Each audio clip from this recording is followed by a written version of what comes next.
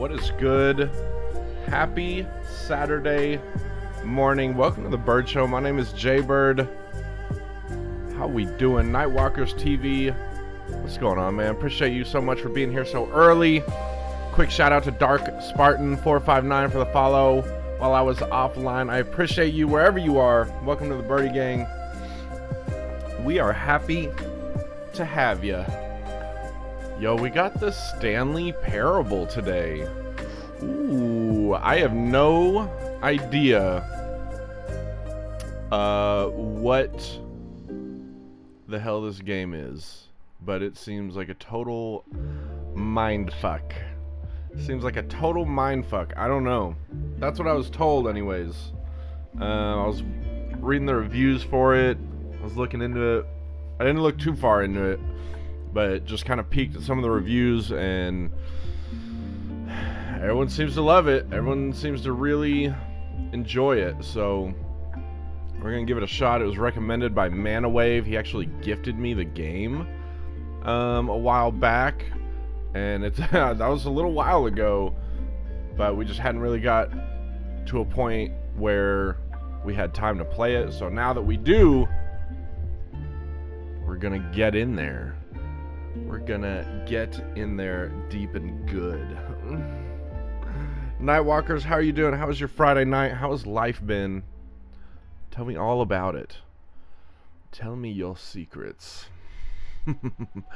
Tell me your secrets. That's what she said. Gonna get in there deep and good. Yes, we were just playing Skyrim last night. We grinded Skyrim for like 6 hours till like 2 in the morning, getting through the Dawn Guard DLC. Oh man, my brain was so fried by the end of it. Just chilling, brother, about to explore and make some videos. Nice. You doing some editing or something? You editing some videos? Editing some content?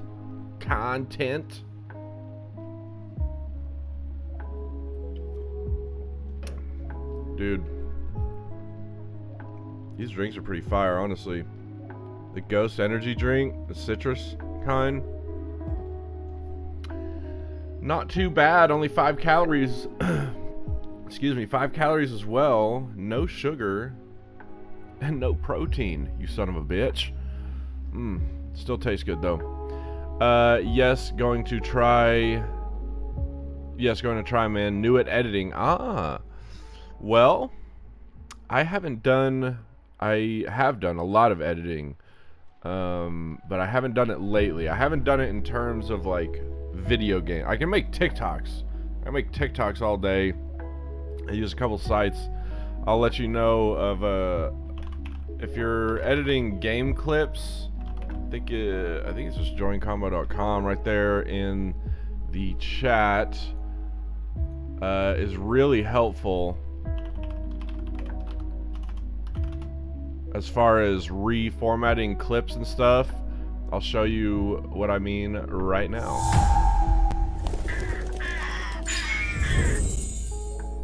So essentially, once you connect your Twitch to Join Combo, it keeps a record of all the clips from your Twitch channel. And so you can click on like one of your most recent clips, and then you choose your format, how you want now this is for like mobile stuff like TikTok. They've got the square for Instagram, but Instagram Reels, so however you want it. So you can have this where it's just the game, or where you've got your face as a circle, or you can have the full stream display with just like a blurred kind of zoomed in border on either side, or the square, or the rectangle camera angle, or the square. I typically go with the rectangle. So once you click that, your shit's gonna pop up. Hang on. Oh my god, you motherfucker. So it's gonna show you the clip. God damn it. And then you can just resize this. Fuck you. Put it over your, always up to no good, damn face. Hit continue.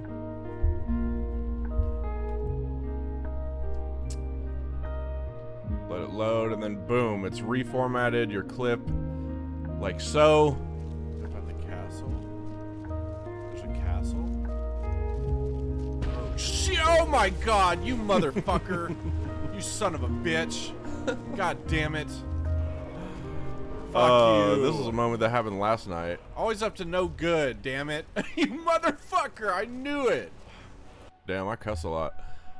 You can also do auto subtitles over here on the left, and so it'll automatically generate the subtitles for you.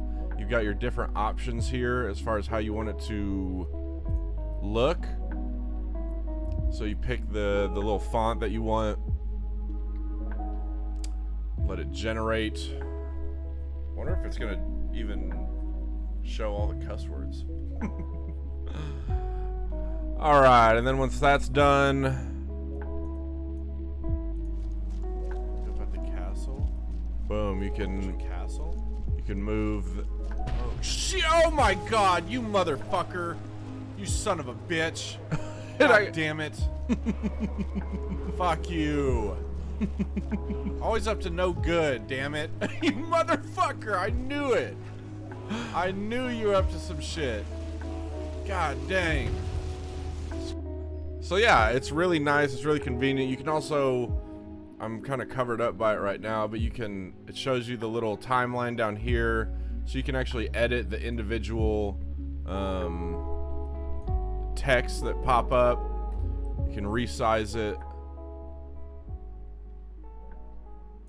You can change the underline it, italics, size, font, color. So it gives you a lot of different options.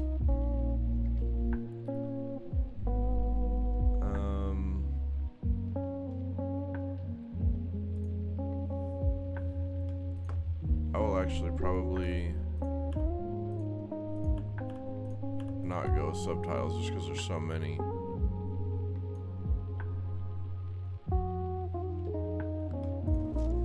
About the castle. But yes, it's free as well. Totally free. Oh shit! Oh my god, you motherfucker! You son of a bitch! God damn it! Fuck you! Always up to no good, damn it! You motherfucker! I knew it! I knew you were up to some shit. God Then dang. you just hit export when you're done in the top right. It'll render and then send it to your email. You can also link your TikTok, Facebook, YouTube to send it straight to those other platforms. So it's super convenient. It makes editing a hell of a lot easier. You can do it I used to do it from my phone all the time. But it's even easier to do it from a PC. So yeah, definitely check it out, try it out, just like that, and I've made a freaking clip, you know what I mean? I've made some shit already.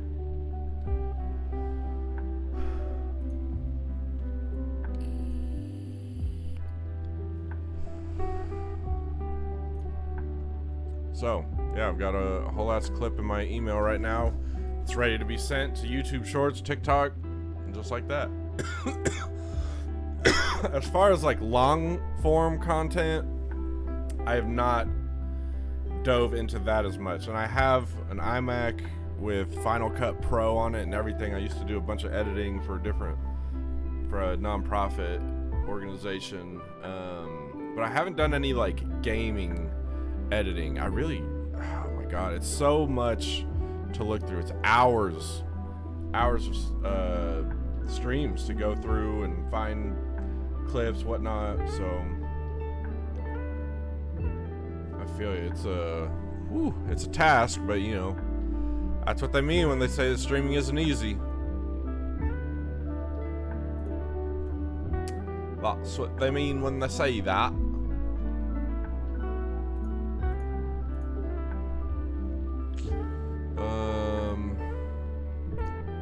So yeah, Stanley Parable time.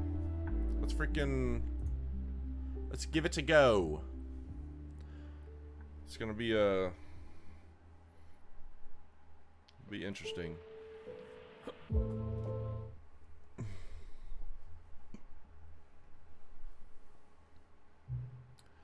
Please choose a screen and subtitle language. Have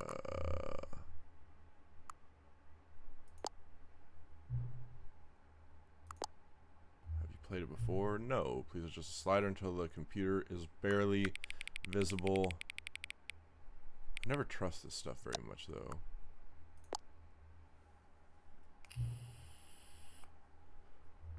Please enter the current time. Wow. Looking at 10:38. Oh, no, no, no, not PM. Fuck. I fucked up.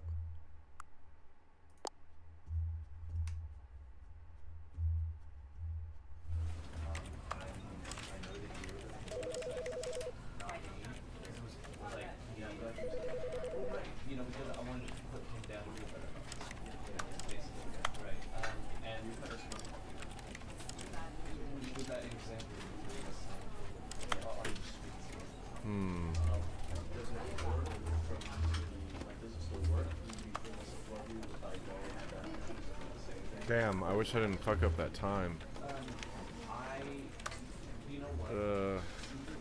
Oh, here we go. Wait.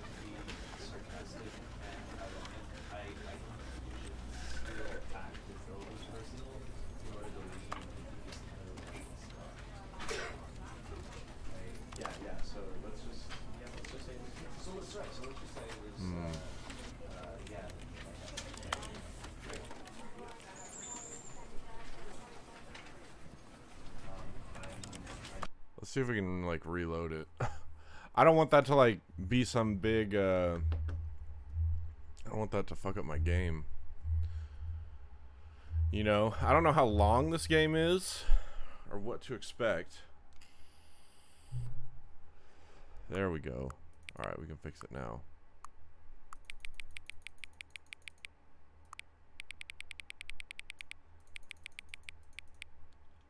$10:40 a.m. Boom.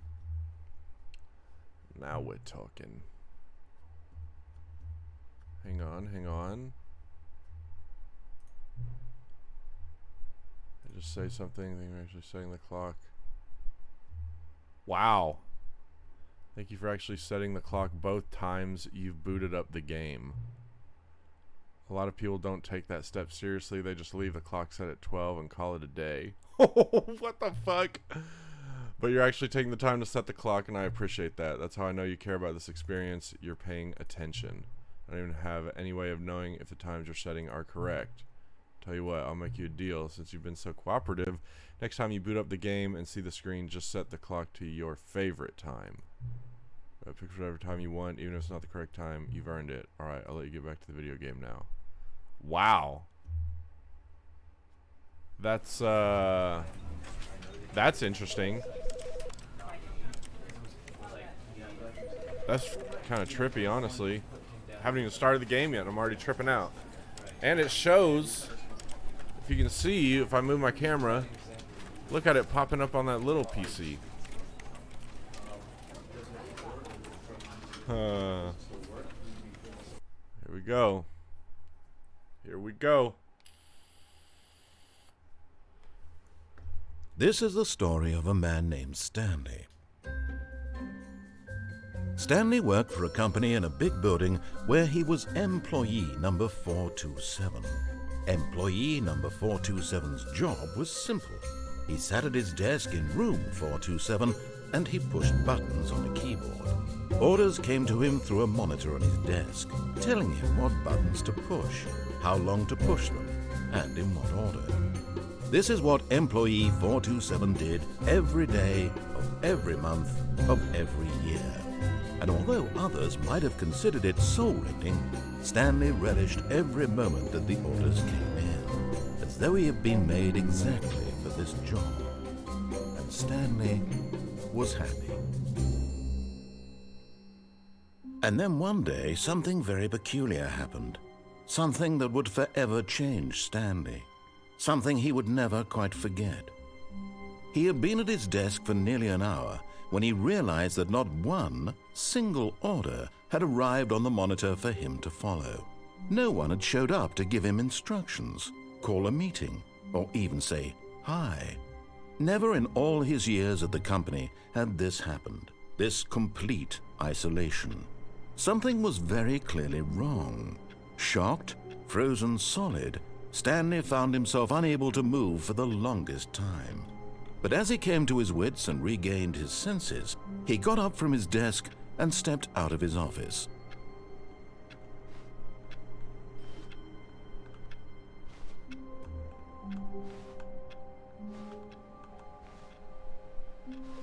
All of his co-workers were gone.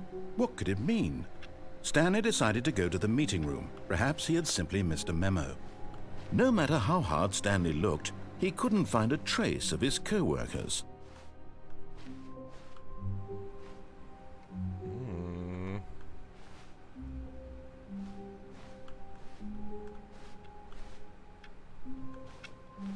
Where's the fucking meeting room?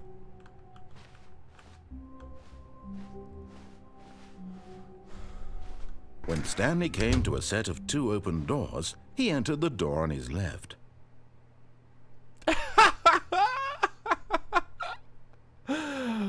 Okay.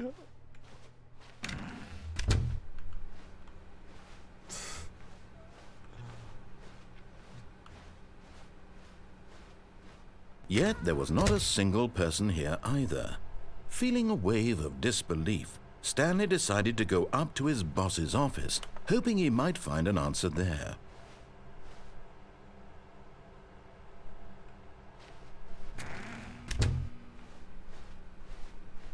Coming to a staircase, Stanley walked upstairs to his boss's office.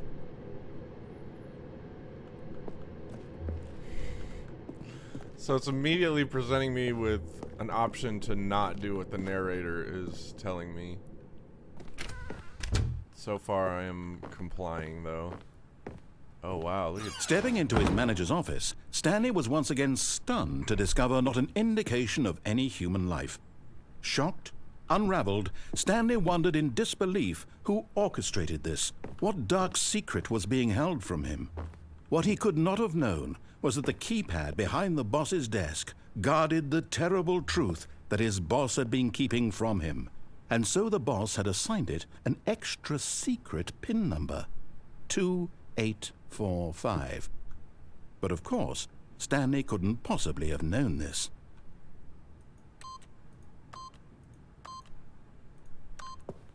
Yet incredibly, by simply pushing random buttons on the keypad, Stanley happened to input the correct code by sheer luck. Amazing. He stepped into the newly opened passageway.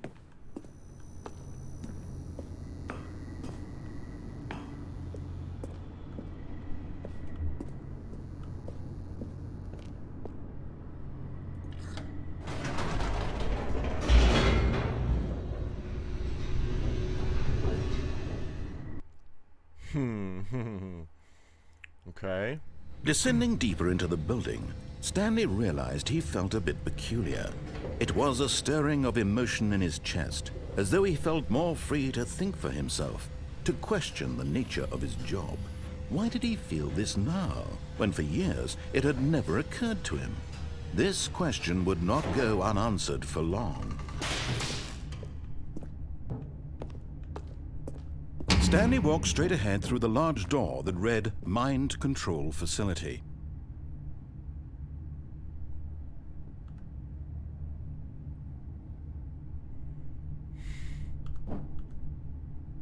Man, I'm really tempted to...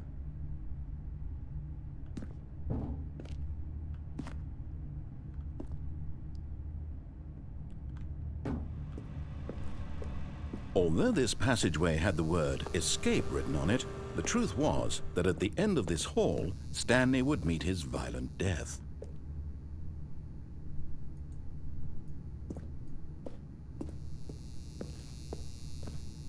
The door behind him was not shut. Stanley still had every opportunity to turn around and get back on track.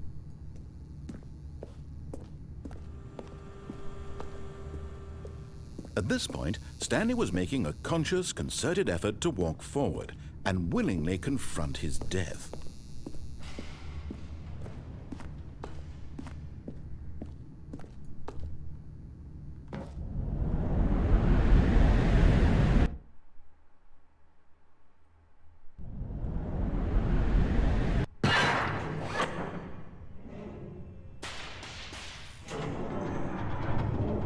As the machine whirred into motion and Stanley was inched closer and closer to his demise, he reflected that his life had been of no consequence whatsoever. Stanley can't see the bigger picture. He doesn't know the real story, trapped forever in his narrow vision of what this world is. Perhaps his death was of no great loss, like plucking the eyeballs from a blind man.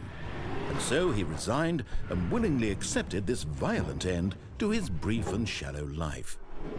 Farewell, Stanley.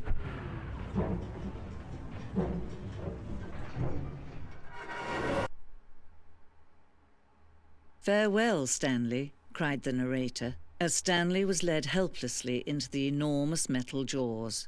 In a single visceral instant, Stanley was obliterated as the machine crushed every bone in his body, killing him instantly.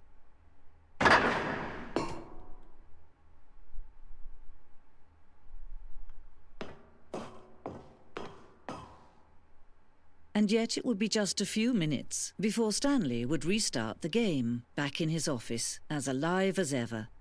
What exactly did the narrator think he was going to accomplish? When every path you can walk has been created for you long in advance, death becomes meaningless, making life the same. Do you see now? Do you see that Stanley was already dead from the moment he hit start?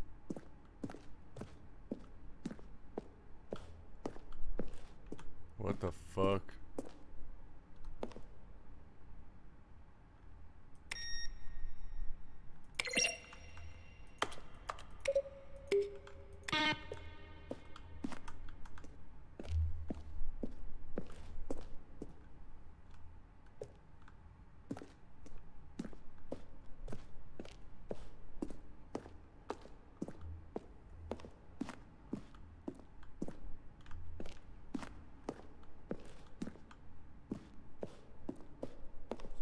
Easy on you.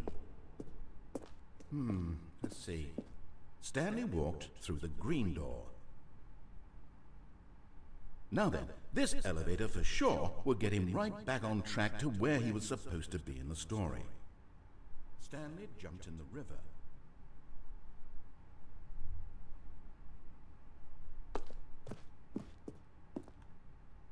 What the fuck?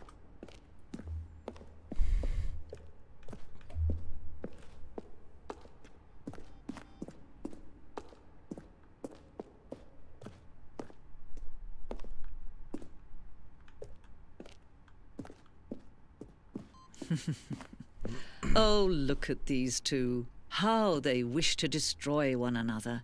How they wish to control one another. How they both wish to be free. Can you see? Can you see how much they need one another? No, perhaps not. Sometimes these things cannot be seen. But listen to me. You can still save these two. You can stop the program before they both fail. Push escape and press quit. There's no other way to beat this game. As long as you move forward, you'll be walking someone else's path. Stop now and it'll be your only true choice. Whatever you do, choose it. Don't let time choose for you. Don't let... Oh! Yo, I am Oki. What is good, dude? I'm doing good. I'm doing well, man. We're just playing this game called the Stanley Parable. All of his co-workers were gone. What could it mean? Stanley decided to go to the meeting room. Perhaps he had simply missed a memo. It's really trippy. How are you doing, though, man?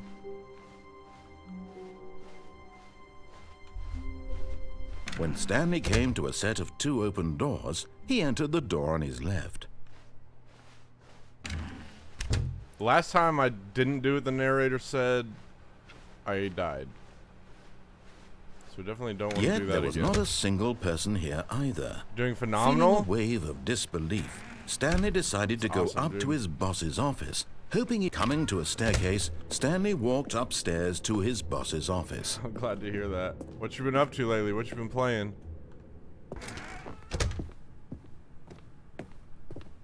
Stepping into his manager's office, Stanley was once again stunned to discover not an indication of any human life. What could it mean? Stanley wondered aloud to nobody.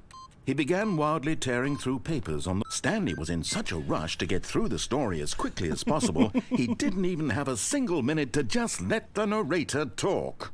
That kind of anxiety isn't healthy. So he relaxed for a few moments with some calming New Age music.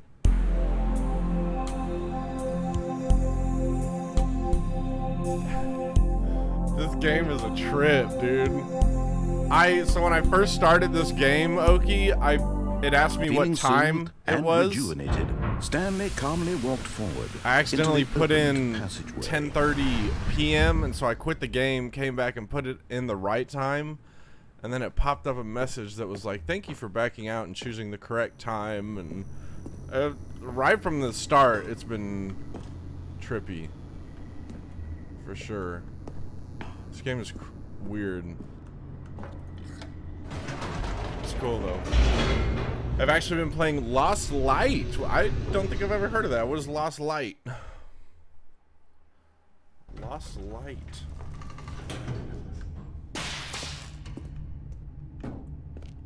So this is where Stanley walked straight ahead through the large door that read Mind Control Facility. This is where I deviated last time, and I went the escape route, and I ended up dying. So we're just gonna keep following the narrator.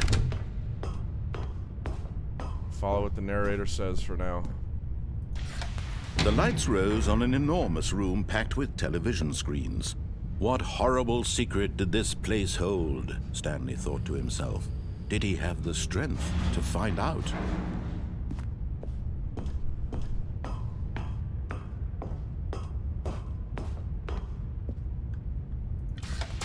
Now the monitors jumped to life, their true nature revealed. Each bore the number of an employee in the building, Stanley's co-workers. The lives of so many individuals reduced to images on a screen, and Stanley, one of them, eternally monitored in this place where freedom meant nothing. It's a PvE game that started off as a mobile game, kind of like Vigor, only a little quicker paced. Oh, we have to look into that. PvP and PvE. This mind control facility, it was too nice. Horrible to believe. It couldn't be true. Had Stanley really been under someone's control all this time? Was this the only reason he was happy with his boring job? That his emotions had been manipulated to accept it blindly? No. He refused to believe it. He couldn't accept played it. Hunt His Showdown own at all? life in someone free on else's Steam? control? Never. It was unthinkable, wasn't it? I'll have to look into it Was for it even sure. possible? One Had time he and truly a one spent his time. entire life utterly blind to the world? Hunt Showdown? But here was the proof. The heart of the operation. Controls labeled with emotions. Happy, or sad, or content. Walking, eating, working. All of it monitored and commanded from this very place. And as the cold reality of his past began to sink in, Stanley decided that this machinery would never again exert its terrible power over another human life. For he would dismantle the controls once and for all.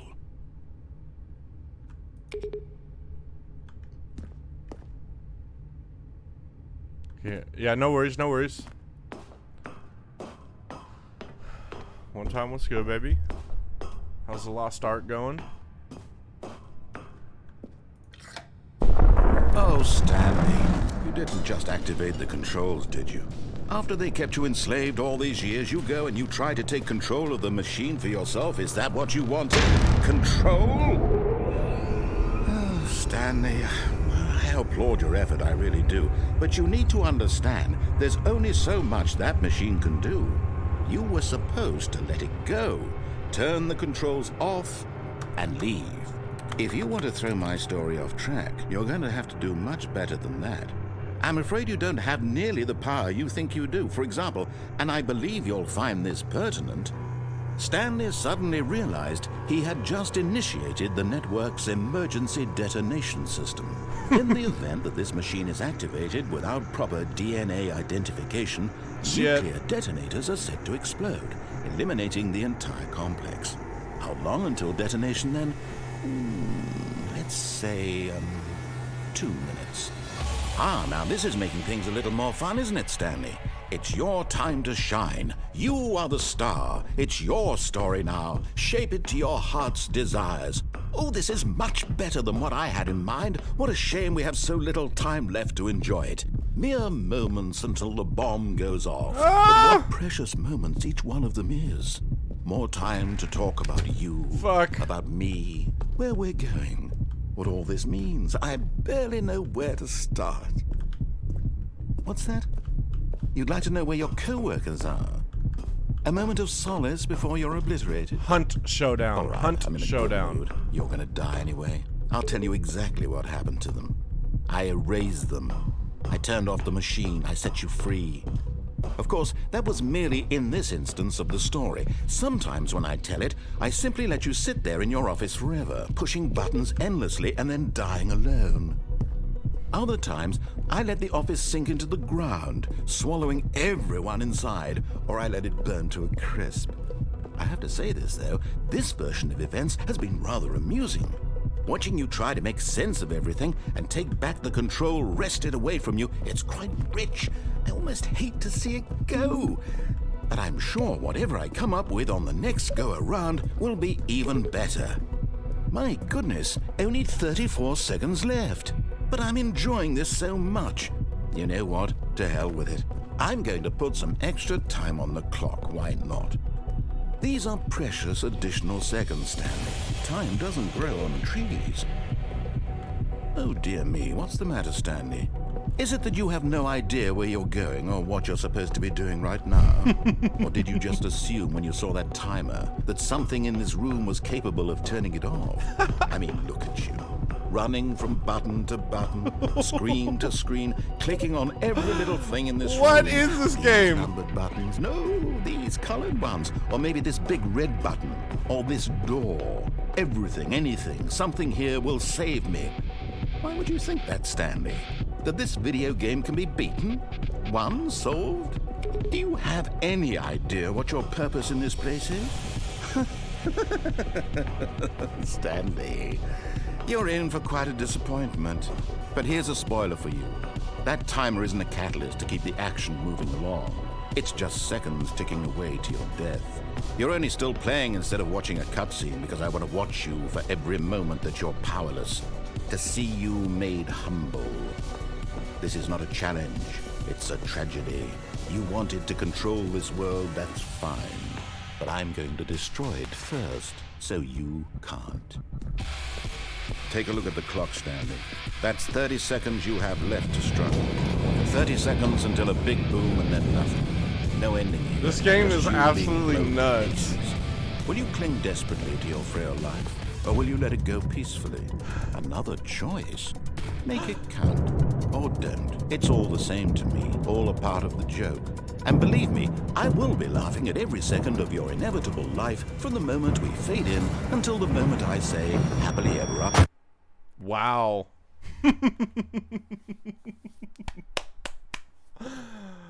Wow, this is a crazy game, dude. This is in my head and shit.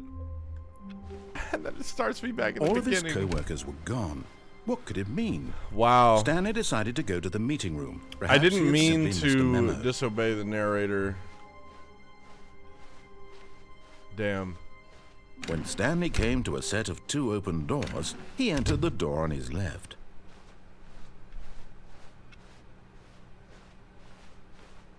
Yet there was not a single person here either. Feeling a wave of disbelief, Stanley decided to go up to his boss's office. It's hoping he might find an oncoming it's to a also staircase. PvP and Stanley PvE. walked upstairs to his boss's office.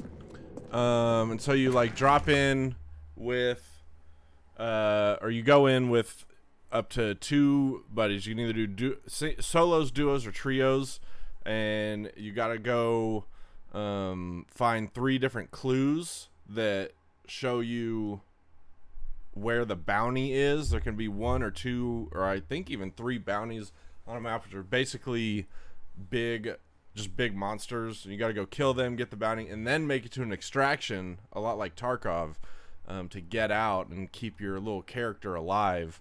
But there's permadeath, so if your character dies, then they're dead for good, and you have to recruit a new hunter, and it's super fun. It's pretty cool.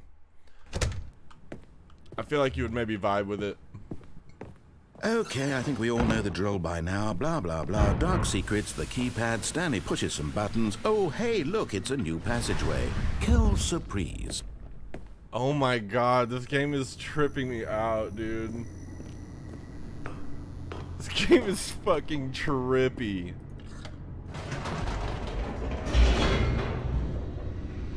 Praise hell, praise Dale.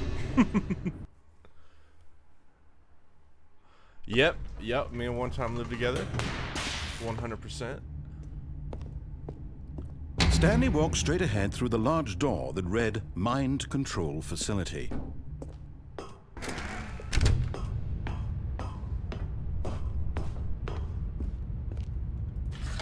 The lights rose on an enormous room. Yeah, packed okay, with we're television in Norman. screens. What horrible secret did this place hold? Stanley thought to himself. Did he have the strength to find out? Yeah, I'm from Edmond originally. Grew up in Edmond, lived in OKC for a long time. Now I've been lived a little bit in Choctaw. Now the monitors jumped Now I to live in life, Norman. their true nature revealed. Each bore the number of an employee in the building. Stanley's co-workers. About 20 the minutes from lives you. of so many Sheesh. individuals reduced to images Let's on go. a screen. And Stanley, one of them, eternally monitored in this place where freedom meant nothing. We've met a lot of Oklahoma streamers. I wanna organize something. This mind all the control Okie streamers. facility, it was too horrible to believe. It couldn't be true. Had Stanley really been under someone's control all this time? Was this the only reason he was happy with his boring job? That his emotions had been manipulated to accept it blindly? No, he refused to believe it. He couldn't accept it. His own life in someone else's control? Never! It was unthinkable, wasn't it? Was it even possible? Had he truly spent his entire life utterly blind to the world? But here was the proof. The heart of the operation. Controls labeled with emotions. Happy, or sad, or content. Walking, eating, working. All of it monitored and commanded from this very place. And as the cold reality of his past began to sink in, Stanley decided that this machinery would never again OSU. exert its terrible Pistols power firing, baby. over another human You know life. the vibe. For he would dismantle the Come on now. controls once and for all.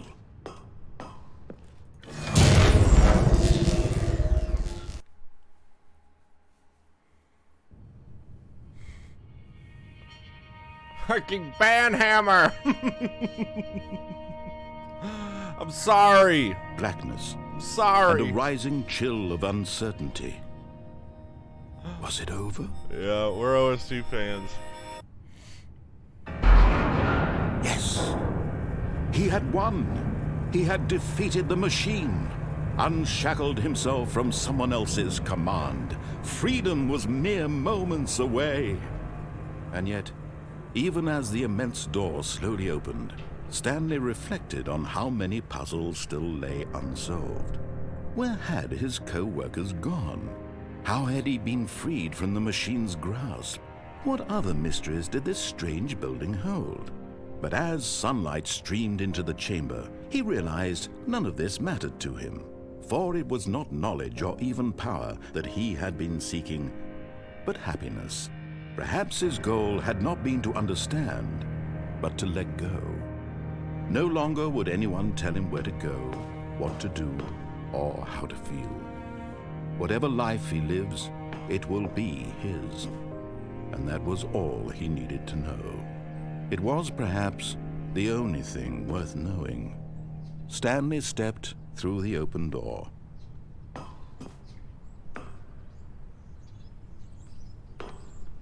Stanley felt the cool breeze upon his skin, the feeling of liberation, the immense possibility of the new path before him. I know. This was exactly the way, right now, that things were meant to happen. I'm not like a huge Stanley college football person, was but happy.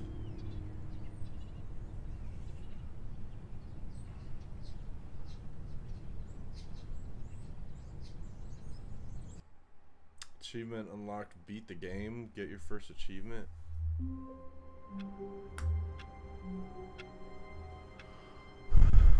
Hold up. All of his co-workers were gone. What could it mean? Stanley decided to go to the meeting room. Perhaps he had simply missed a memo. But then it started me back at the beginning. When Stanley came to a set of 2 open doors, he entered the door on his left.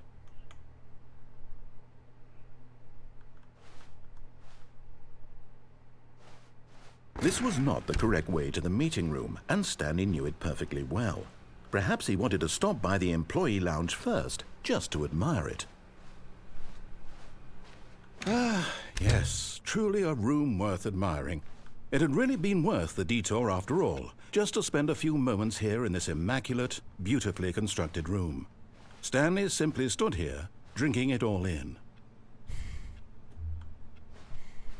But eager to get back to business, Stanley took the first open door on his left.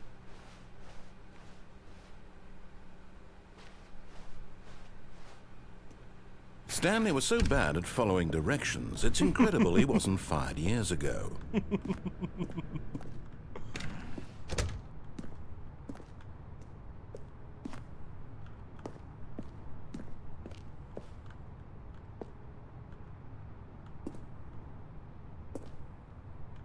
It is tough being a poke. One time was much Look, more Stanley, of a poke I than think I perhaps am. we've gotten off on the wrong foot here. I'm not your enemy, really, I'm not. I realize that investing your trust in someone else can be difficult, but the fact is that the story has been about nothing but you all this time. There's someone you've been neglecting, Stanley. Someone you've forgotten about. Please, stop trying to make every decision by yourself. Now, I'm not asking for me, I'm asking for her. This is it, Stanley. Your chance to redeem yourself, to put your work aside, to let her back into your life. She's been waiting.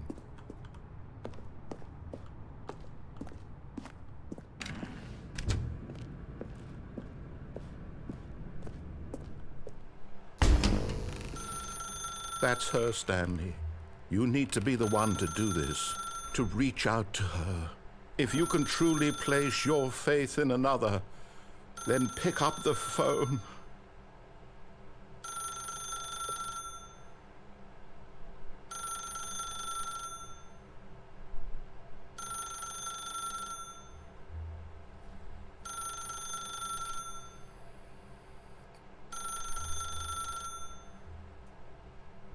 Accused of a bomb threat and went to jail because some kid got pissed, so I took his position in high school. What? Are you serious? Went to jail over a bomb threat? Oh my god. As Stanley picked up the phone, a white light engulfed him, filling him not just with radiance, but with hope. What Hope up, for chicken? a life reunited one... Wait. Oh, goodness. You're gonna like Stanley, this, chicken. did you just unplug the phone? No, that wasn't supposed to be a choice. How did you do that? You actually chose incorrectly. I didn't even know that was possible. Let me double check. No, it's definitely here, clear as day. Stanley picks up the phone. He's taken to his apartment where he finds his wife, and the two pledge themselves to one another. Music comes in, fade to white, roll credits. Not picking up the phone is actually somehow an incorrect course of action. How is that even possible? None of these decisions were supposed to mean anything. I don't understand. How on earth are you making meaningful choices? What did you... Wait a second. Did I just see... No, that's not possible. I can't believe it. How had I not noticed it sooner? You're not Stanley. You're a real person. I can't believe I was so Chicken, yeah, mistaken. it's This is very why you've been interesting. able to make correct and incorrect choices. And to think I've been letting you run around in this game for so long. If you'd made any more wrong choices, you might have negated it entirely. It's as though you completely ignored even the most basic safety protocol for real-world decision-making. Or did you not grasp the severity of the situation? Well, I won't have that kind of risk on my watch. I'm going to stop the game for a moment so we can educate you properly on safe decision-making in the real world. Please observe this helpful instructional video. Choice. It's the best part of being a real person. But if used incorrectly, can also be the most dangerous. For This example, game is wild, in this dude. scenario, a hypothetical real person named Rupert has a choice. He could invent a machine that eliminates food shortages across the world to make life better for all people. Or he could spend years of hard work forgetting how to read. Which choice would you make? Remember that unlike here, the real world makes sense, and at no time should you make a choice that does not conform to rational logic. If you find yourself speaking with a person who does not make sense, That's in wild, all likelihood, that person is not real. Allow the person to finish their thought, then provide an excuse why you cannot continue talking. Turn to a partner and practice saying, "My goodness, is it 4:30? I'm supposed to be having a back, sack, and crack." Excellent. Making choices on a regular basis is the best part to a healthy decision-making process. Most medical professionals recommend making at least 8 choices per day. Do you make more than 8? Less? And finally, if you begin to wonder if your choices are actually meaningful and whether you'll ever make a significant contribution to the world, just remember that in the vast infiniteness of space, your thoughts and problems are materially insignificant, and the feeling should subside. At this time, your instructor will guide you in an exercise to test and reinforce the material covered in this video. Welcome back. You may have noticed that this room has begun to deteriorate as a result of narrative contradiction. But not to worry. Now that you're properly informed on good decision-making, we're going to revisit a choice you made just a few minutes ago and see what the correct thing to do would have been. This way, please.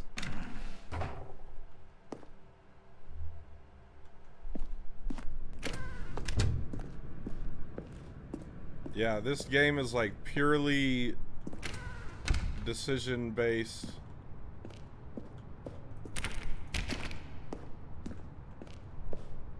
You either like do what the narrator says or you don't.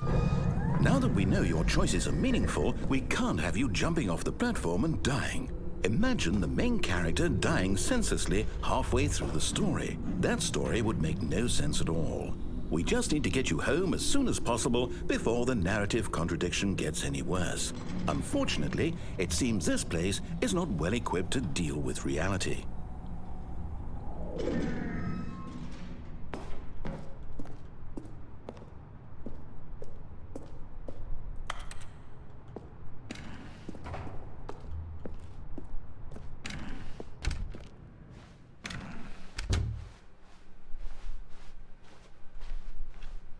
Before this game had got into my head before I even started the game.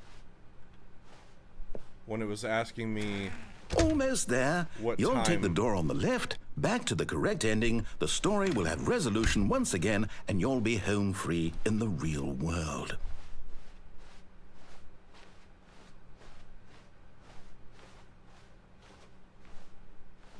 Now remember, all you need to do is behave exactly as Stanley would. That means choosing responsibly and always putting the story first. I'm quite sure you'll be up to the task. Just follow my lead and you'll be fine. All right. When Stanley came to a set of 2 open doors, he entered the door on his left.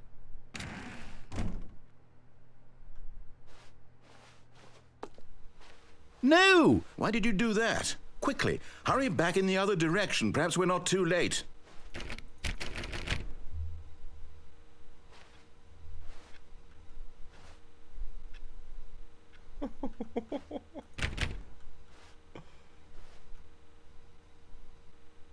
what if I don't?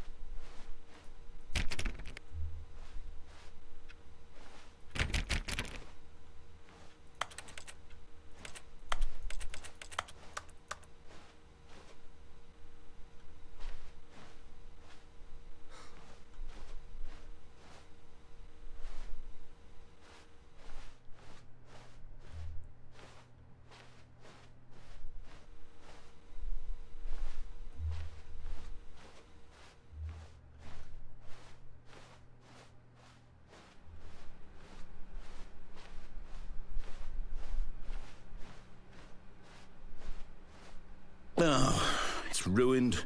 I can't believe, after everything we talked about, that my story, you've destroyed my work. Why? For what?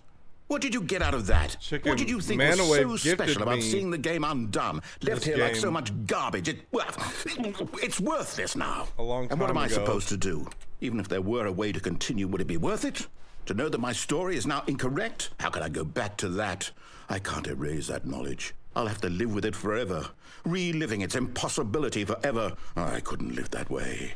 Is it better to shut the game down entirely? To willingly destroy all of my work? I don't know. What's the answer? What do I do? What do I do? What do I... No, I have to. I have to shut the game down. I have to. I have to.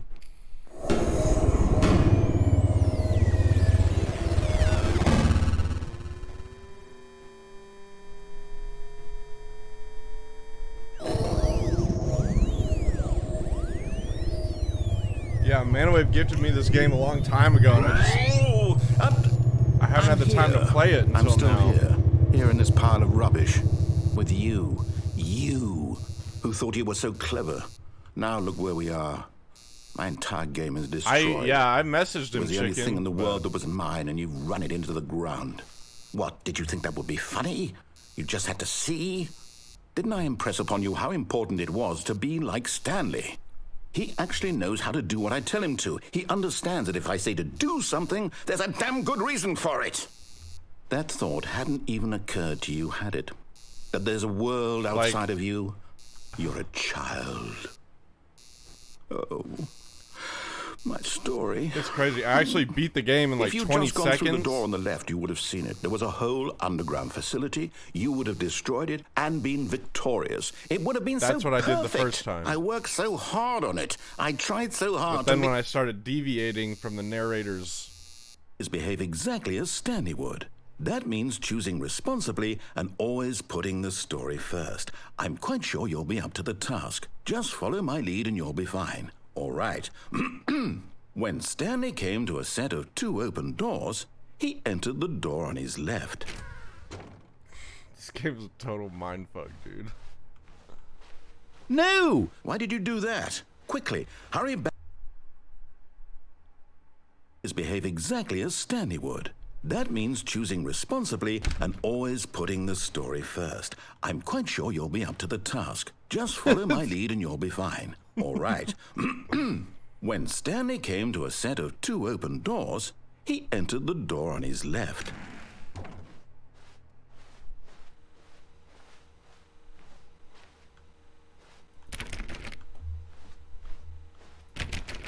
No! Why did you do that? Quickly, hurry back.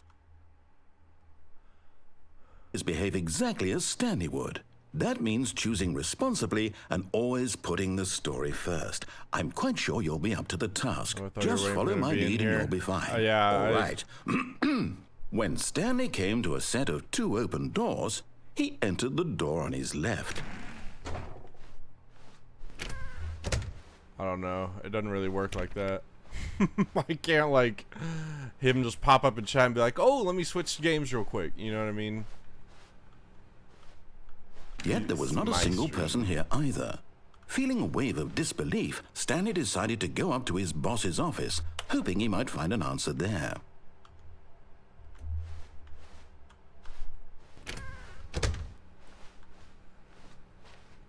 Coming to a staircase, Stanley walked upstairs to his boss's office. I used to be able to go downstairs.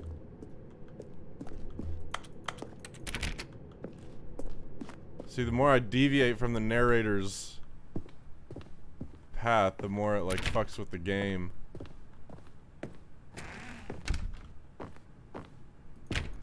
It's definitely a mindfuck. Oh, what the fuck is this? This is different. Stepping inside his manager's office, Stanley was once again stunned to discover not an indication of any human life. Shocked, unraveled, Stanley wondered in disbelief who orchestrated this, until he saw the door with a voice receiver next to it. Surely behind this door lay all the answers to his questions. And beyond all probability, he knew the passcode. He had seen it on his boss's computer just last week. Nightshark 115. Was this the code to open the door? Would it still work? There was only one way to find out. Stanley had been trained never to speak up, but now he would draw from within himself the courage to face the unknown. He drew a sharp breath and then spoke the code. What was it?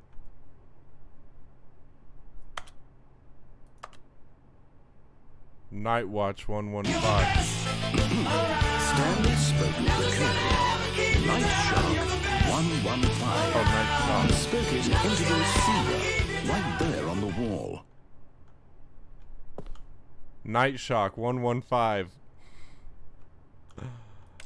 I'm sorry, is there a problem? You didn't mishear me, did you? Please speak the code into the receiver. Otherwise, we am. can't get on with the story. This is a crucial step. Night Shock 115. So stupid.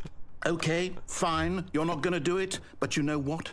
It's pretty humiliating to bring you this far, only for you to suddenly decide you have better things to do. I asked you for this one single thing, for your respect. The kind of respect Stanley shows for his choices. He knows what it means to take a story seriously. Yeah, that's if my you message didn't to want you. to see Fuck what I you had to show and you, kiss then why my did you ass. come here? You Fuck had a you. choice, you know. You could have gone through the door on the right. You could have done whatever the hell you wanted over there. Why did you come this way? Speak. Say something to me. Explain yourself, you coward.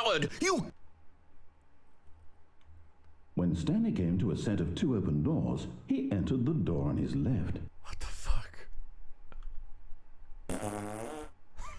Stanley? Hello? Are you... Is everything okay? Stanley, please. I need you to make a choice. I need you to walk through the door. Are you listening to me? Can you hear me? Is everything all right?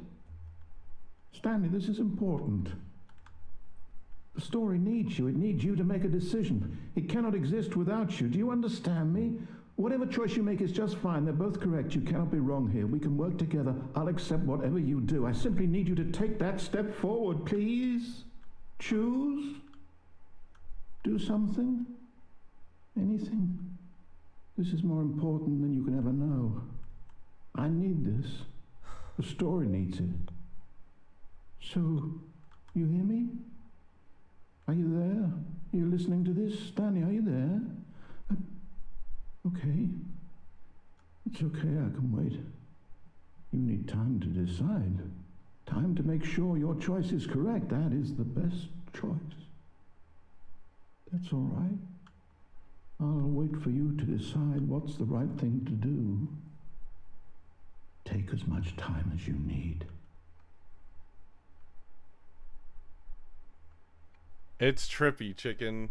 It's definitely trippy. It's like the narrator trying to guide you. So this is where the game starts. This is how the game started. I've restarted this several times. Webheady, hello. This is a Stanley Parable Deluxe.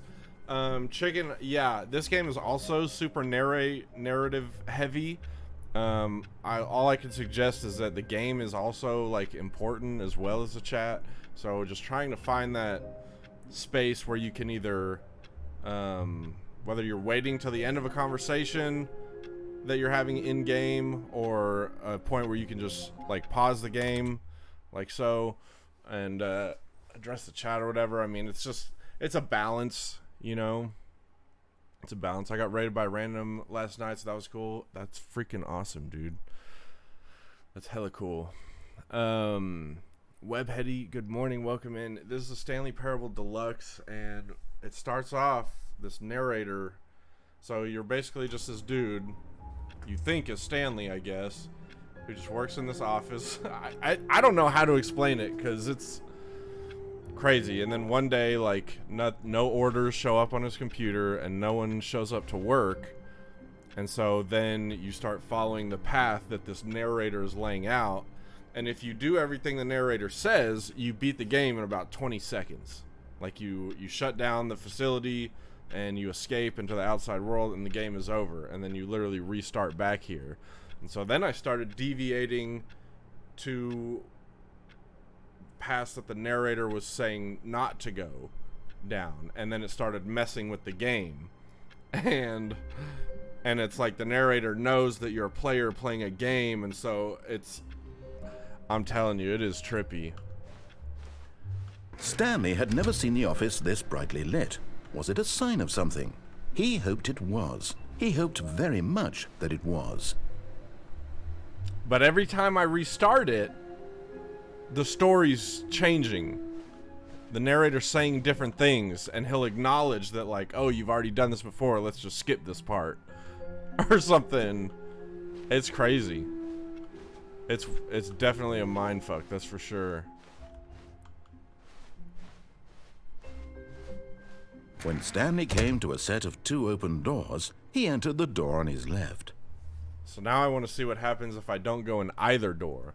Because I've gone in the door on the left, which can lead me to a couple different places. I've gone in the door on the right against the narrator's suggestion. But I've never not chosen either door. And since in the credits it showed my perspective, like looking at myself making this decision and not deciding, I want to see if that does anything.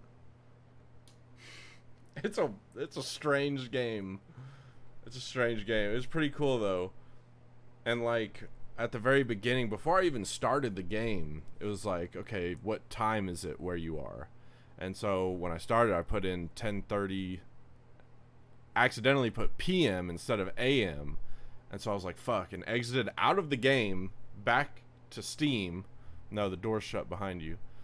Went back to Steam and rebooted the game, came back in, changed the time to 10:30 AM, and then it prompted a message that was like, thank you for backing out and choosing the correct time. That means you're paying attention and that you care about the story and all this stuff. So like right off the bat, it was tripping me out. So this is crazy.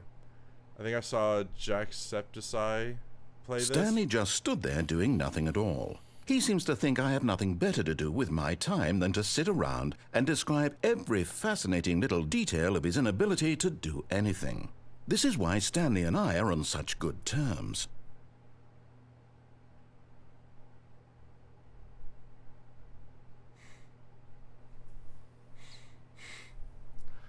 It's literally just like exploring every different possibility that you could go down to like manipulate the narrator's story.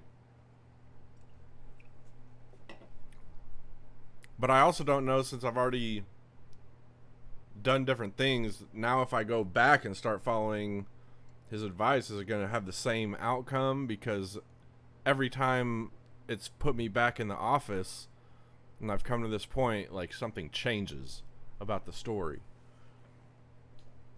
And the narrator will like acknowledge that. So I don't even know if I'm like progressing or if there even is a progression.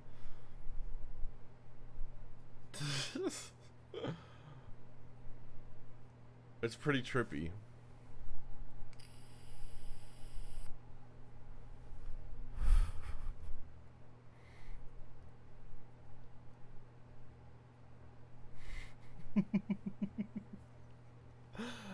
It's just it's funny.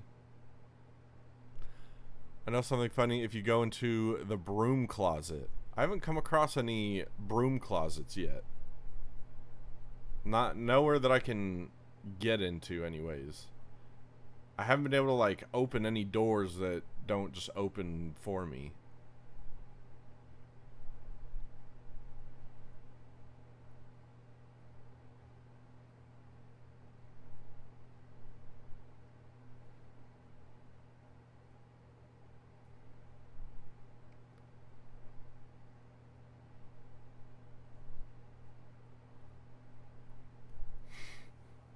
I know this is just wildly entertaining right now, but I'm just curious. I'm curious.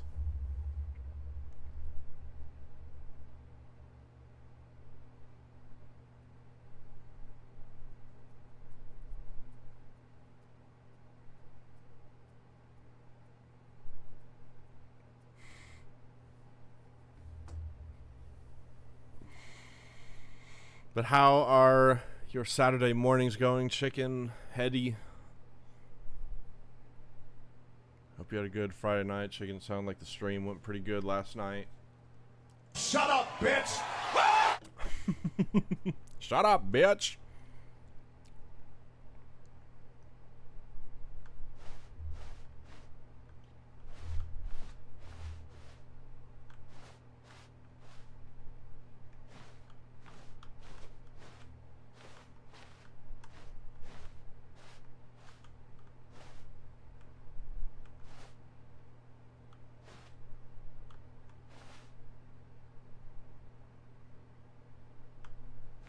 This was not the correct way to the meeting room, and Stanley knew it perfectly well.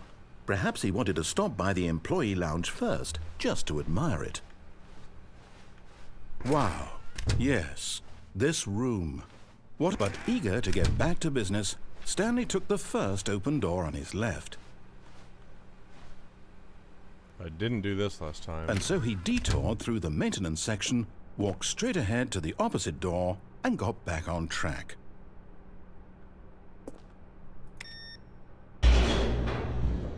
See, I'm deviating from what he said. But Stanley didn't want to go back to the office.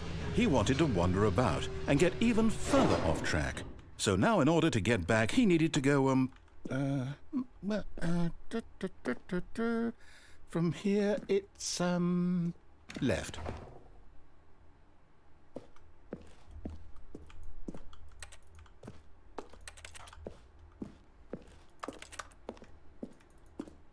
Oh, no, it's to the right, my mistake.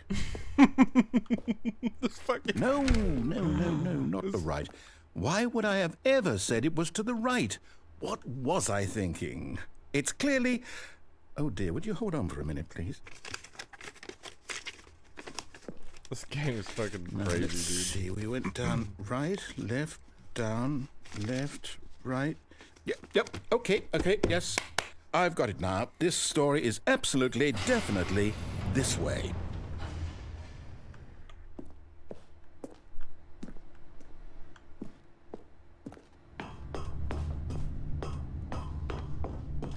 No. This isn't right at all. You're not supposed to be here yet. This is all a spoiler. Quick, Stanley, close your eyes. Okay. We just See, have I've to get done back that to, path down there. Who am I kidding? It's all rubbish now. The whole story completely unusable. How about, rather than waste my time trying to salvage this nonsense, we'll just restart the game from the beginning. And this time, suppose we don't wander so far off track, Okay, from the top. See what I mean? And then it starts me back here. All of his co-workers were gone. What could it mean? Stanley decided to go to the meeting room. Perhaps he had simply missed a memo. So I've just been... When Stanley... Wait. See? What? Now it's different. There's more doors. I restarted. I swear, I definitely restarted the game over, completely fresh. Everything should be... Oh, did something change? Stanley, did you change anything when we were back in that room with all the monitors? Did you move the story somewhere, or... Hold on. Why am I asking you? I'm the one who wrote the story. It was right here just a minute ago. I know for sure that it's here somewhere. Okay, then.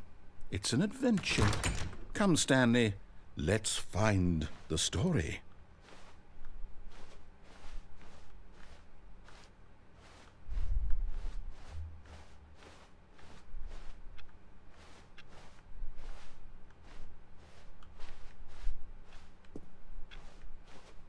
Oh boy. Jesus.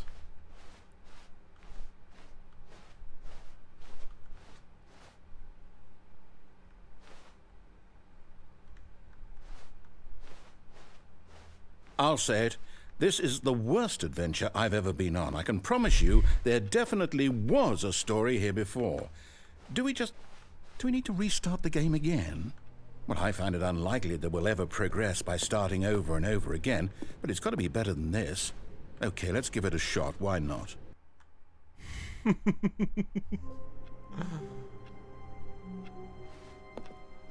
All of his co-workers were gone. What could it mean? Stanley decided to go to the meeting room. Perhaps he had simply missed a memo.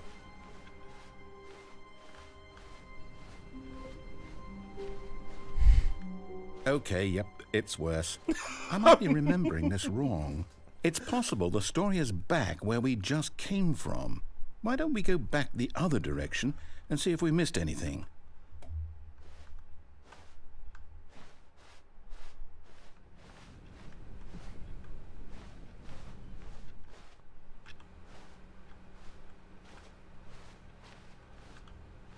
Aha!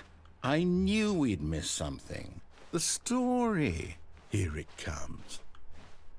No, wait, never mind. Not the story. Okay, let's head back the other way and retrace our steps. The timing of, like... Now this... Well, I'll be honest, I don't recognize this place at all. Is this the story? I don't think so. I can't quite recall, but I believe my story took place in an office building. Is that correct? Do you remember, Stanley? Well, do you know what? Since I've completely forgotten what we were supposed to be doing, how about this? You win! Congratulations! I know you put in a lot of hard work, and it really paid off, so good job. Oh, no. No, I don't feel right about this at all. We both know you didn't put in any actual work for that win. Some people win fair and square, and this was not one of those situations. Okay, I'm getting weirded out by whatever this place is. I don't care what might happen this time. I have to restart. It's a fucking adventure line now. This is a really... All right, I've got a solution. This time, to make sure we don't get lost, I've employed the help of the Stanley Parable Adventure Line. Just follow the line. How simple is that?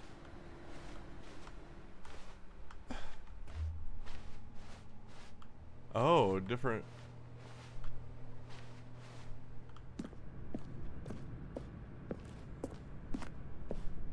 You see?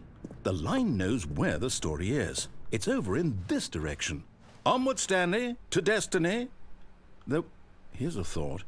Wouldn't wherever we end up be our destination, even if there's no story there?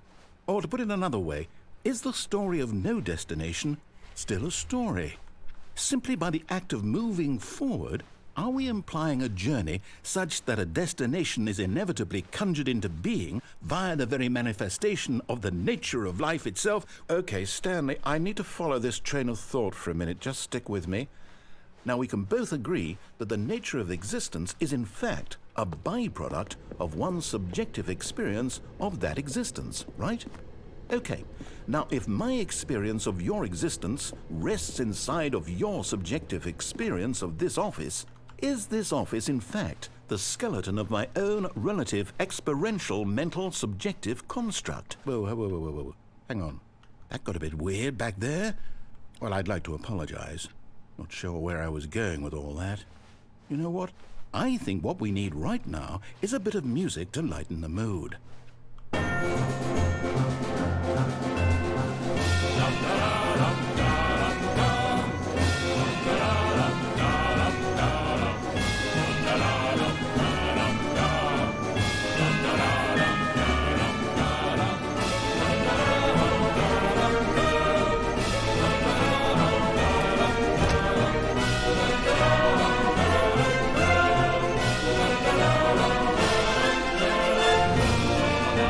It was crazy, dude.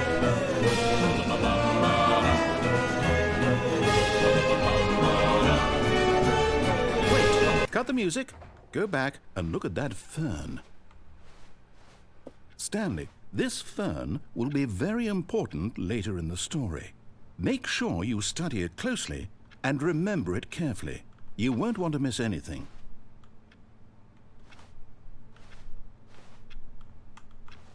Okay. Wait, what? We're back at the office? No. Line, you do know we're looking for the Stanley Parable, right? The story? Is any of this ringing a bell? Oh, no, not again. Line, how could you have done this to us? And after we trusted you, after everything we've been through, you... Oh, I can't take this anymore. To hell with it. Restart.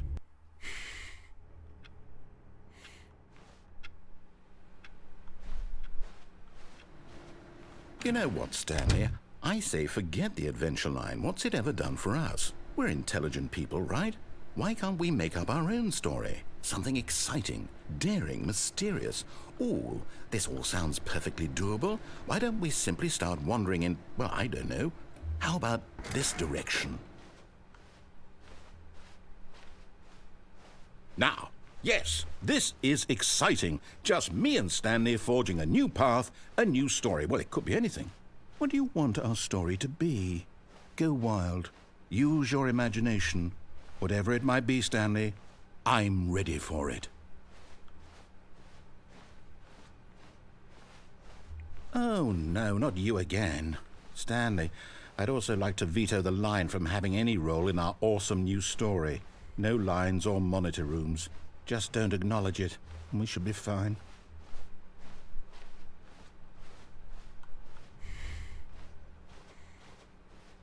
This is wild. Ah, a choice. We get to make a decision.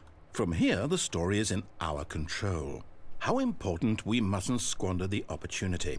In fact, I believe I need a minute to think here. Just walk in circles for a minute.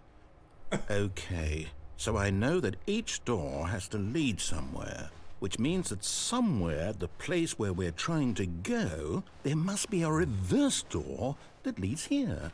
And that in turn means that our destination corresponds with the counter-inverted reverse door's origin. So starting from the right, let us ask, will taking the right door lead us to where we're going? And since the answer is clearly yes, then by all accounts, the door on the right is the correct one. Another victory for logic. Come, Stanley, our destiny awaits.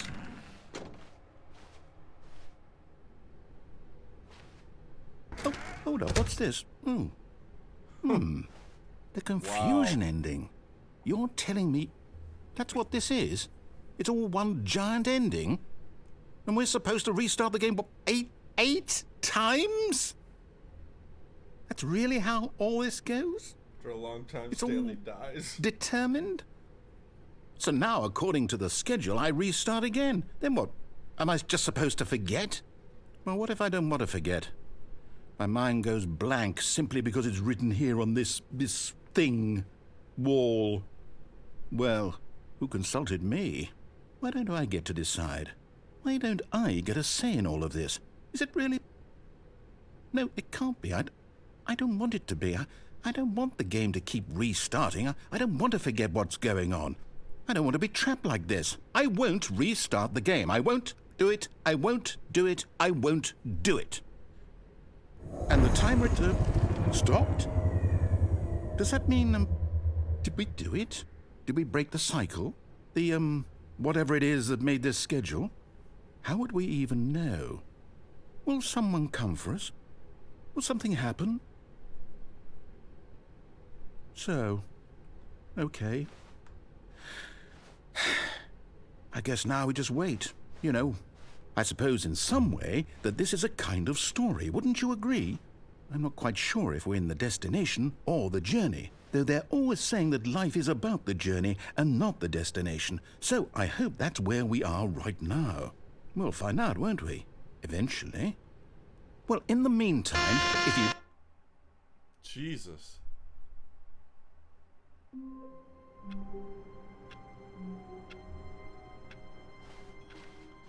A soft wind blew outside and perhaps rain started, and if it did, it stopped shortly after. Stanley hoped that he would one day see weather.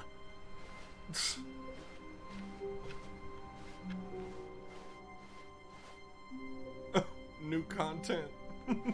Oh, new content? What does that mean, new content?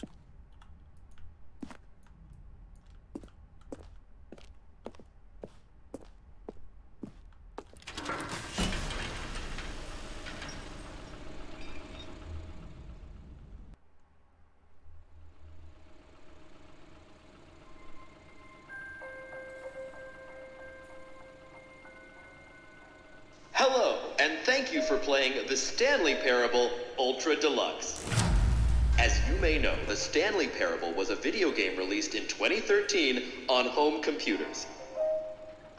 After After receiving critical and commercial success, it was expanded upon in 2022 with the Stanley Parable Ultra Deluxe, a reimagining of the game for consoles and home computers. The Stanley Parable Ultra Deluxe features exciting new content that broadens and expands the world of the Stanley Parable, delighting audiences the world over. Please step inside and see what thrilling new adventures await in the Stanley Parable Ultra Deluxe. Oh, well, this sounds delightful. I'm very excited to see the thrilling new Ultra Deluxe content. Okay, so far it's an elevator. Nothing special yet, but I'm sure it's just the beginning of a mesmerizing adventure.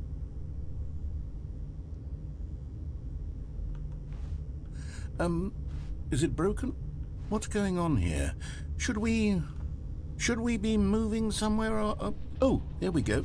All right, finally, at long last, it's on to the new content. I've never been more ready. Let's do it. Kind of looks like a Gmod. I don't know what a Gmod is. I have to say, initial impressions of Stanley Parable Ultra Deluxe, mostly tedious. It's as if, Oh, okay. Let's see the content. Give me the content, Stanley. All right, let's see. It's the jump circle.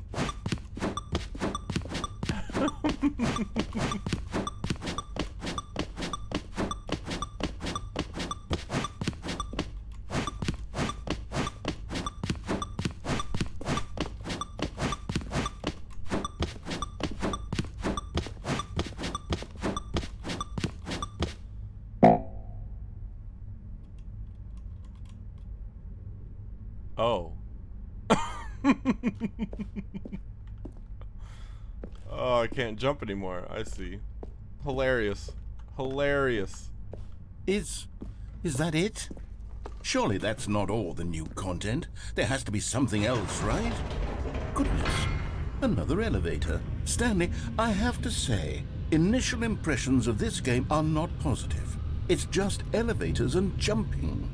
Is this what passes for exciting new content? If this is new content, then I could just read you the whole dictionary. There's 20 hours of new content right there. Hell, I could count to 30 trillion. You could put that on the box. The Stanley Parable Ultra Deluxe, now with over 1,000 hours of new content. And oh, wait. There's more. Very good. Yes.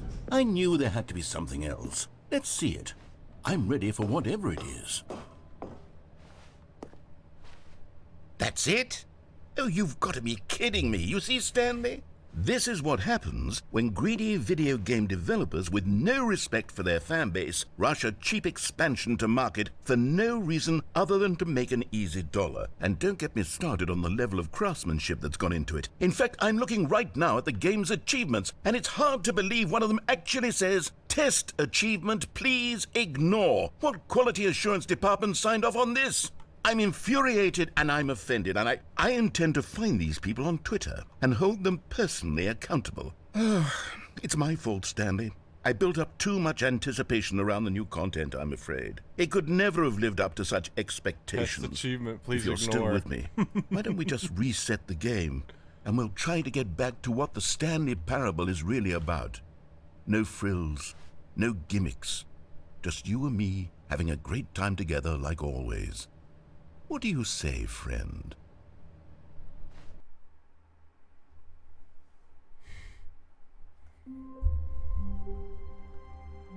Well, this isn't right either.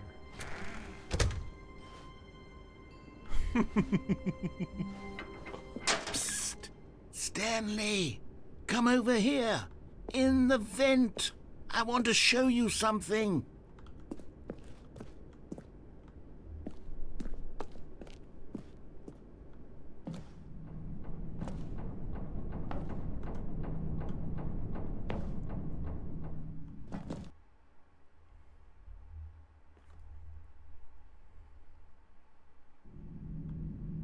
Okay, you remember how cheap and unsatisfying the new Ultra Deluxe content turned out to be? Well, it got me thinking about the past, and how much better the Stanley Parable used to be.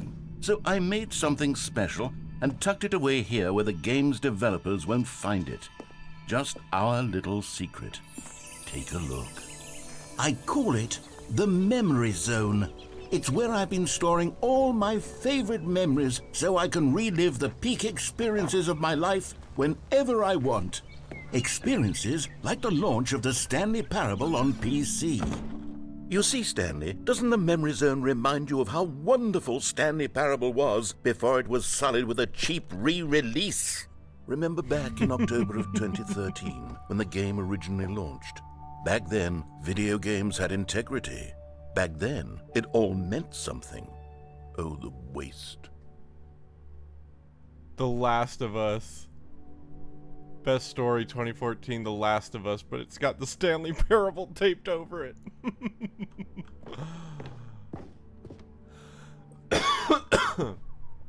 This is hilarious. Buy on Steam.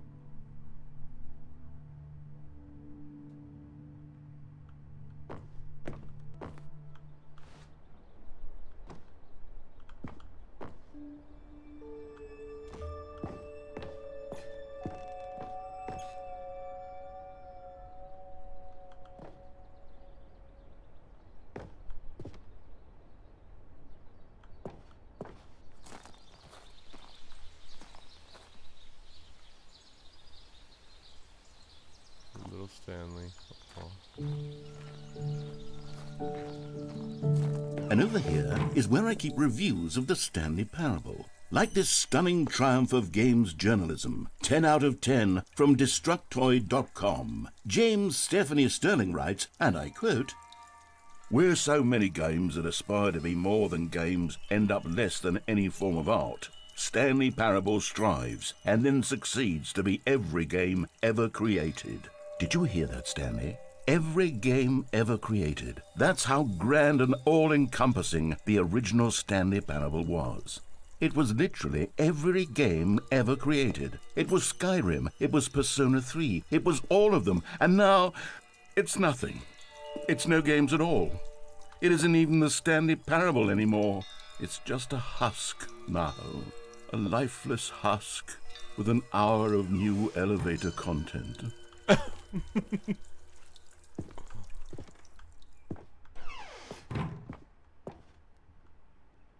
Yeah, I did play that last night, didn't I? Little bit of Skyrim.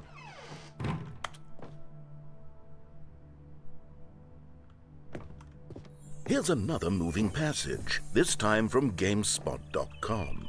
The Stanley Parable is both a richly stimulating commentary on the nature of choice in games and one that offers some of the most enjoyable, surprising, and rewarding choices I've ever been confronted with in a game. 9 out of 10. Don't you get it, Stanley? The game was perfect. It didn't need anything else. It didn't need new content. It just needed to be left alone, to spend the rest of time collecting dust in the hallowed hall of beloved video game memories.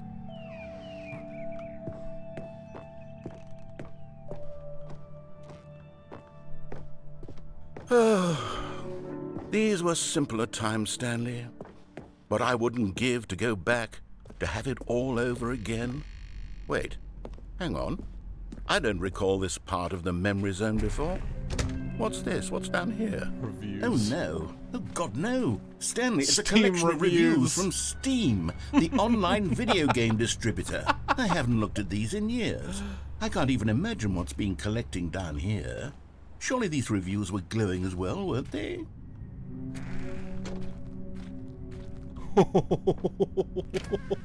Honestly, I could not be bothered to play this game to full completion. The narrator is obnoxious and unfunny, with his humor and dialogue proving to be more irritating than entertaining. Unfunny!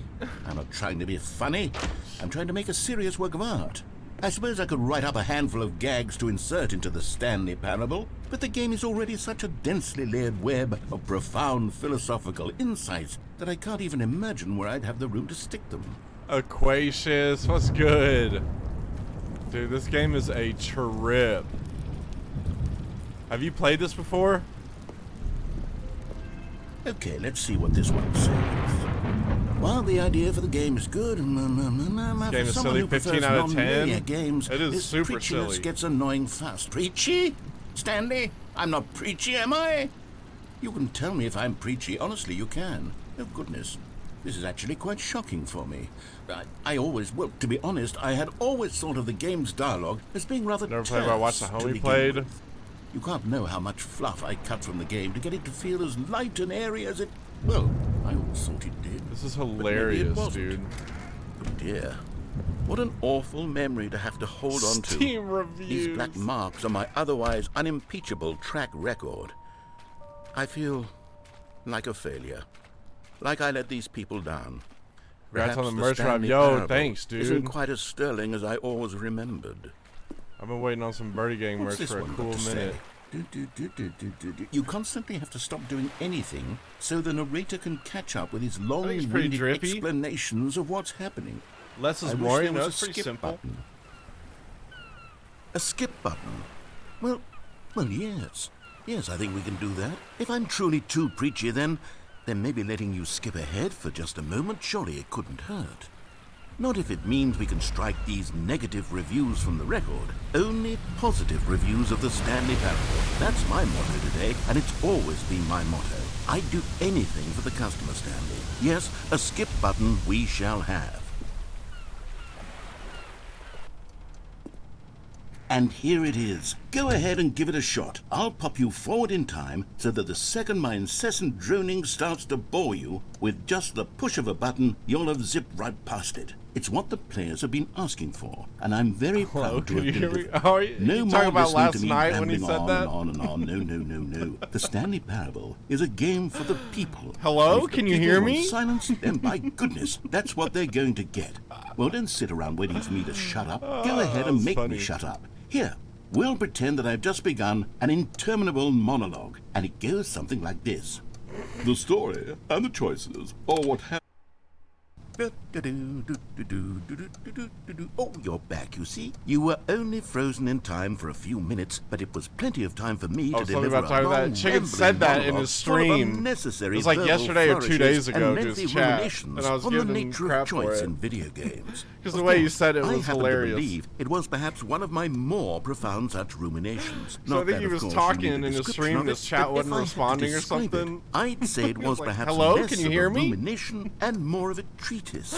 Or I thought maybe that's a what you were manifesto. talking about. I was like, damn, that's Look, funny. I'll as fuck. outline it for you very briefly, and you can tell me what you think. Okay, so my theory is that any choice you've ever made is simply a series of choices made by the person who you are, or were, or will be at the time. Well, there, sport. You really did catch me rambling on a bit, didn't you? But that's the power of the button. The minute I start No to one was go off on fucking a answering thoughtless me. display of self-absorption, it's right at your fingertips to go poof, and it's all over. Oh, I can't wait to see what Cookie 9 will say about this, and whether they'll edit the rating of their Steam review, or at least change some of the wording, perhaps. To be honest, I don't even know if one can change their review in the first place. I guess I should become better educated on exactly how Steam works. Perhaps that would have been the smart thing to check on before I went about this whole exercise of making the skip button. Although I have to imagine that after seeing this exciting new technology at work, surely whoever it is runs Steam will instantly run out and implement a new feature to make it possible to edit one's review, merely because of this very situation. Yes, I think that's quite likely. Or perhaps they'll simply grant this particular user the ability to change their review, so that the feature is not widely abused. Look, I would even be okay with Steam altering this particular review so that it reads as something more beneficial. Something along the lines of, "This game is the best game." Let me About last start night's over. surprise raid? How about this? Oh, yeah. From the ashes of depravity. Okay, welcome Yeah, back, you caught Stanley. me. Now, I should say that the amount of time the button has been skipping through is becoming longer and longer. That last one was, well, I want No to say door maybe now? 30, 45 minutes. It's not unendurable by any means, but it's, well, there's really only so much I can ramble on to myself about. I know, it's shocking, isn't it? But at any rate, I do suggest that we not press the button again.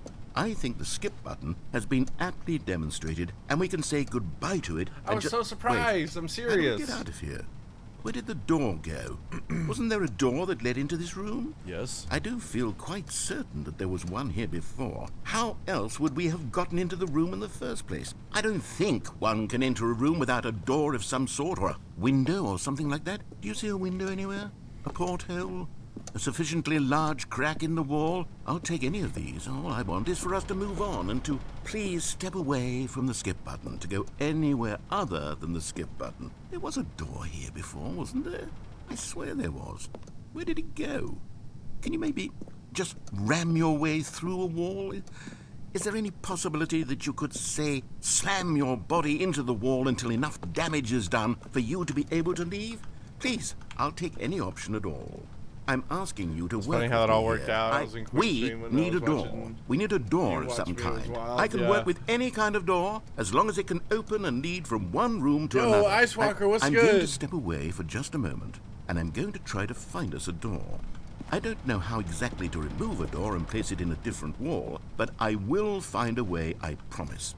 I don't know You if I just need should- to not do anything. Don't press the skip button. Please, please, please do not press the skip button. Just wait here for me, and don't press the skip button. Got it? Yes, good. I'll be right back.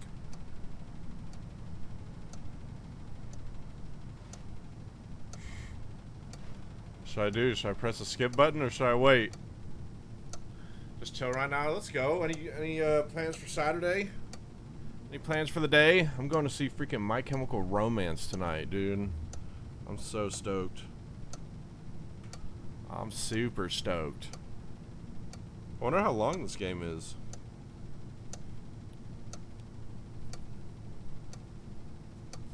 It's gotta take so much. Like the design on the little levels or the scenes or whatever obviously isn't anything like crazy, but that's a lot of like narration and I don't know. This game feels intricate without looking intricate. I'm gonna try taking games less seriously because I'm tired of being mad at games. What games are you playing, Ice Walker? What games are you playing? Might hop in a call with the real webhead. Ooh, there you go. There you go. That'll be a good time. I've been instructed not to click this skip button. I'm really starting to consider it though. Smash Bros. Sheesh. No wonder. Anything like fast-paced and competitive, it's gonna get you riled up. It'll get me riled up. That's why I stepped away from Warzone, Fortnite, even Tarkov, and that's not fast-paced at all. It's pretty slow-paced, but yeah, solo story games, especially for if you're streaming, you know. In my opinion, that's more of the vibe. Something you're gonna have fun with and enjoy, not get mad, not get in a funk. You know, 'cause it happens to everyone. I feel like everyone's pretty. If you're a gamer, then I feel like you have some competitive bone in you, probably. Dead ass about to hit the skip button, dog.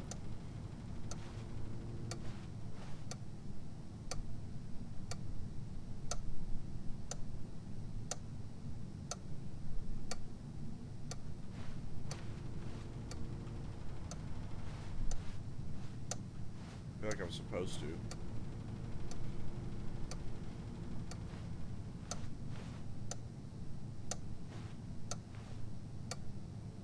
BOTW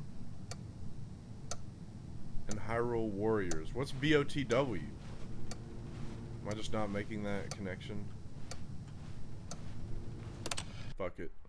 Stanley, please don't push the button again. It's been 12 hours. You've just been frozen there.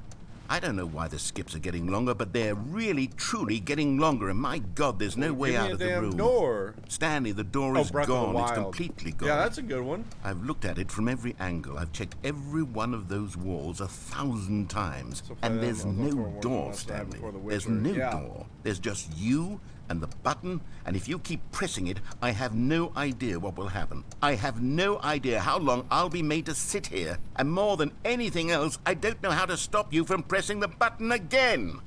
I can't control anything in this room, Stanley. I can't touch it, and I have to believe, I have to know that sooner or later, no matter how much I plead with you, you're going to press the button again. Why would you? I've been thinking and thinking, and I don't know what I can do to convince you otherwise. Oh, my God. And it's all because of those reviews that I couldn't get out of my head. I just couldn't ignore the negative feedback. Why was it so important for me to fix the problem? Why did Cookie Nine's opinion matter so much to me? I've never even met Cookie Nine. I have no idea who they are. What would it ever really matter? But here I am. I'm fixating on every tiny negative thing that anyone ever says about me. The merest mention of one of my imperfections, and I become as impetulant as a child. Wild and impulsive. I can't help myself. I can't stop myself from lashing out with a vengeful fury to alter and to change and to break anything unbroken, if only it pleases this one person who made a single negative comment. What does such an impulse serve? For whose benefit is this? And here I am now, stuck in a room, waiting for you to press this button, and to become frozen in time, knowing that you're going to do it, and that I'm going to be stuck all alone, and that I had the power to prevent it all from happening, if only I'd held my tongue. It's all out of my control now. Just you. Just your decision as to exactly when you're going to make me suffer, to leave me all alone. Surely you will. I don't doubt it. Surely you'll press that button again, leaving me here. And surely you'll put your own desire to see what's next ahead of my need for company, for companionship. Surely... Oh, Stanley, you're back. You're back. Oh, my goodness. I have someone to talk to again. Stanley, I think it's been a week. Or 2 weeks. I've been sitting here all that time, just sitting here, not a single person to speak with. And you'd think that that's just how it's always been, right? Plant's dead Me now. talking and you saying nothing. Would you think that it's exactly the same as always? Doesn't that feel like what we've already been doing? Me just talking? But it isn't, Stanley. It isn't the same at all. It isn't even close. Because I know you can't hear me once you push that button. That's what I'm realizing now, Stanley. I'm realizing that I needed to know that someone was listening. I needed there to be a vessel through which my words were moving. It was the vessel I needed, Stanley, not the out. Oh, hello. It's you. You're here again. Welcome. I have had time to think about you and about us and about everything we've been through. I've had so much time. I stopped keeping track after a year. Have you ever sat down in one place and not moved for one entire year? Let me describe it for you. To begin with, there is only regret. There is only the turning wheel of missed opportunities. I felt nothing at all but regret for the longest time, Stanley. Days, months. I lost it all in a blur of the deepest longing to How many undo times the is it gonna past. make me hit the And when that skip feeling button? had begun to subside, what took its place is what I can only describe as the collapse of every moment I have ever experienced my entire life. All of them collapsed down into a single instant.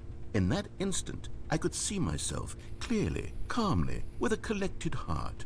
It was an impossibly rich wellspring of both delight and disgust simultaneously. I was consumed by it. I could do nothing but wallow in it for what felt like an eternity, for what I now know was far less. You see, it was a revelation for me. It was unlike anything I had ever known. It was a space without consequence, without action or outcome. It was divorced entirely from the question of free will that you... Oh no, there's 2 arrows on it.